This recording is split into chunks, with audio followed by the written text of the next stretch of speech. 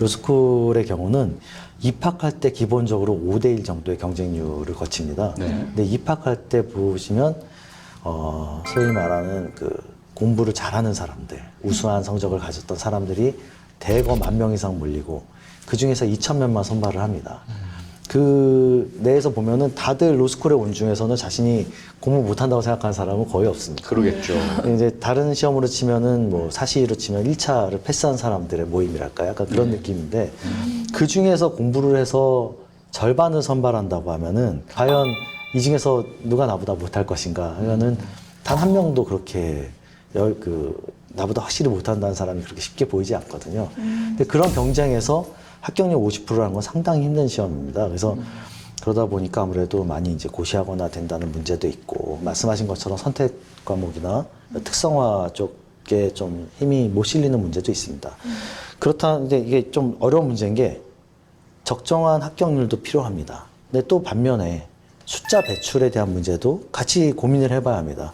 무조건 변호사 많이 배출한다고 좋냐? 이 사회가 소화할 수 있는 숫자만큼 배출을 해야 하는 것입니다. 그것을 넘어섰을 때는 그때부터는 부작용이 또 발생을 하기 때문에 우리나라에서 지금 한 해에 1,700명 이상이 배출이 되고 있습니다. 근데 일반 국민분들은 여전히 이 숫자보다 더 많이 뽑아야 한다고 얘기를 하는데 법조 시장을 예를 들면 미국형 어떤 시장이 있고 일본형 시장이 있다고 보여집니다. 미국형은 변호사를 많이 뽑습니다. 우리나라보다 더 많이 뽑습니다. 그렇죠. 근데 미국은 첫 번째로 법조 유사 직역, 아까 말씀드린 다른 직역이 우리보다 훨씬 적습니다. 그러니까 사실상 변호사들이 이 업무를 하기 때문에 변호사가 많아도 시장 소화가 되는 것이고, 두 번째로는 미국은 공공기관에서 변호사를 엄청나게 흡수합니다.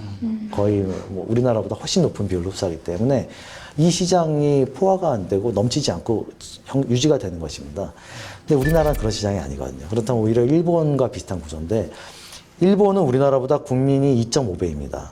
일본이 지금 한 해에 1,400명을 선발합니다, 변호사를.